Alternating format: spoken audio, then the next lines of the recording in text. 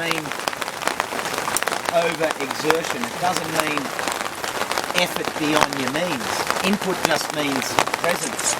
Input means sharing. Input means spreading the word. It might be a poster. It could be a post that we're having a gathering. It could be saying to a friend that knows nothing about it, hey, let's grab a coffee and go for a walk around the garden.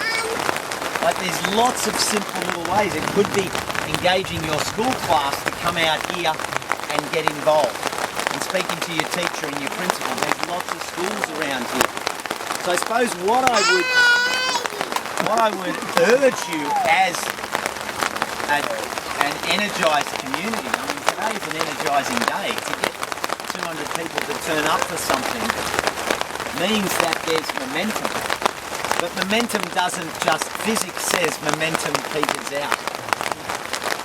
But once you have momentum, you only need to look at social media and look at the way computing works. When you have momentum, if you value add, if you spin it, if you keep generating it, if you boost it, it goes there and then that again.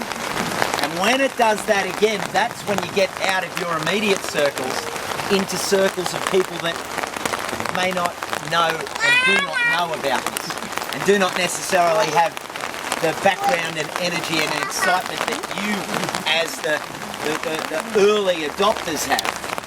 And that's what we continually need to do. I come to these community gardens and events like this all the time, and there's nothing I love more. It's what motivates me. People say, what am I on? I'm on you.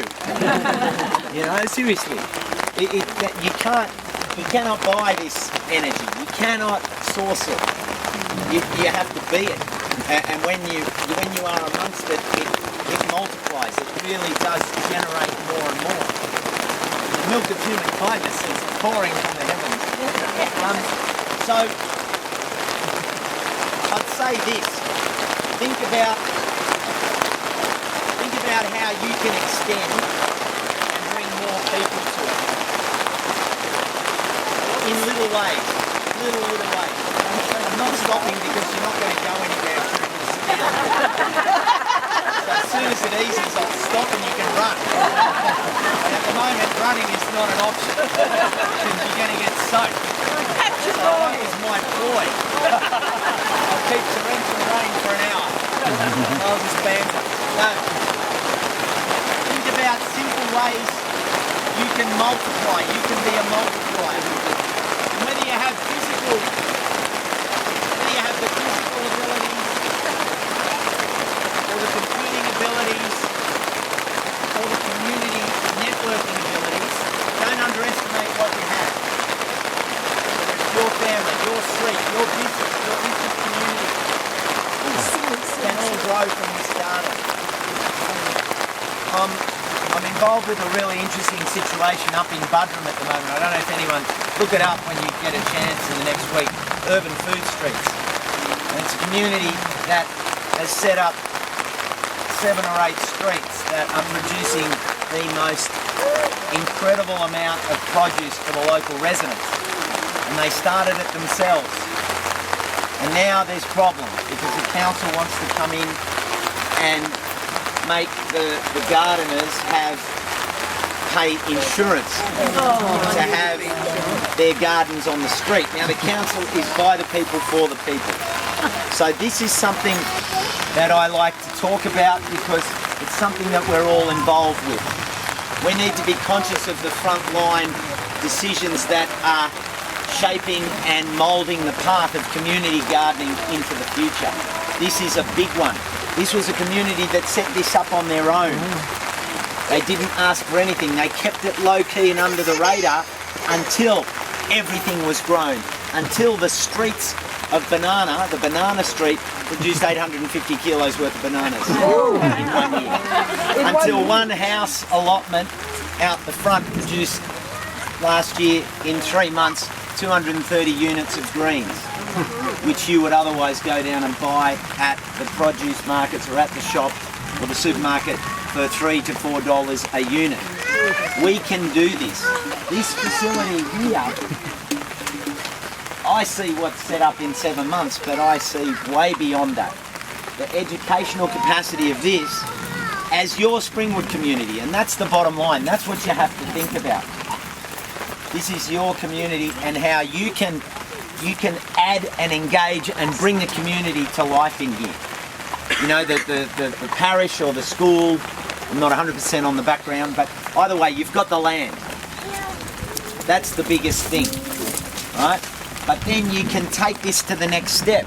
You can start to take the food growing experience to people's houses, to their front yards, to their verges, to their nature strips, whatever you want to call them. So that people learn here, they get seed bank, you build the seed bank here. This becomes a haven for the core of the growing. You have the seed plants here that you can take cuttings and then take them to a nature strip and say, right, now we're going to start on this street and we're going to go from there. And don't underestimate the value of your role modelling. You start growing something on your street, you influence that whole street. I don't know, how many people live in your street? How many houses? I live on an acreage, we just moved. Oh, okay. So wouldn't you pick we have 30 in our street. Okay, 30 houses. Yeah. Okay, 30 We're all houses. with nature strips and good soil. And so, you know, you start doing something, you're going to influence 30 people or 30 homes or 30 households. Every day, at least, you'll influence them twice a day. And like you said, and the kids, there's a little girl here who's very, very interested. I don't know where she is, this little girl here. Yep. She straight away asked me about companion planting. Explain, so that's the beauty of it. So you know, each and every, just the gathering here under the tents, you know, your influencing power in your immediate streets and communities are enormous. And when you build this as your operating mecca, as your hub where you come together and learn and grow, like, it doesn't matter whether you're horticulturally trained, it doesn't matter if you've got a background, it doesn't matter if your grandparents or your parents were really good at it or not, because you've now got them here. You've got a family of gardeners and growers that you can grow together and understand. You know, I can't talk to you about what I grow down the hill. It's different here. And that's the key. And then you can start to take it to that next step and say, all right, let's make, and you know, someone here, you know, sweetheart, you might be, you know, really good with the computer. You could gather information and say, all right, and you speak to the growers and say, what are the key elements we need to know about growing zucchini here? Bang. And we make a zucchini sheet, we put it in a folder in a sheet. And then we add the next one and the next one. So when I come and visit in 12 months, there's literally a fact sheet for growing X number of vegetables or fruit in Springwood, and you just keep building that. That is priceless. You can't buy a book on growing in Springwood, but you can make it. And if you make that, then everyone that comes in gets that to start with. And then you can add to that. And then you start to say, all right, well, it's not just about the growing. What are we going to do with this produce? How do we cook it? Who's got the best recipes? What do we do? How do we pickle our zucchinis? How do we store them when we've got that glut where we start to look, feel and taste like a zucchini? You know, what do we do with our pumpkins? What do we do with our, you know, how do we make stuffed marrows? How do we deal with potatoes? How do we, like, and we make that book so that I would say to you that in 5 years, when you're how old? When you're 15, what's your name, sorry? Lucy. Go Lucy. I would lay, it's not even a challenge, I'd lay the beautiful goal of saying that when Lucy's 15, you could literally pump out the first edition of the book. You don't actually need to, right? Because you just have it, because actually when it's in a sleeve, someone can take it down to the library and just photocopy and keep adding the pages. But then, if I say to you, in 5 years' time or 4 years' time, you then print that book, then everyone that comes in can buy a book or you can sell the book and then you start to make some money to do other things. But it's the content of the book that's the most important thing, because that's almost like a visa. Well, no, actually, no, it's a passport. It's a passport for growing and cooking and sharing and understanding. So, you know, I could go on, but I think, you know, you guys have probably got drenched and, you know, the moment has passed. But I'll just leave you with that and say, look at look at this place and imagine when this avenue is up, imagine when, you know, you can't see the mound of mulch at the back because it starts to become mysterious like a garden. Imagine when there's pergolas and cover and shade and tables and chairs and reason to come, but reason to come regularly. Get out of town, come down here and have a picnic regularly. Bring people, bring anyone that comes to town, any visitors you have. You're going to go out for lunch, start with talk. We've had some earlier.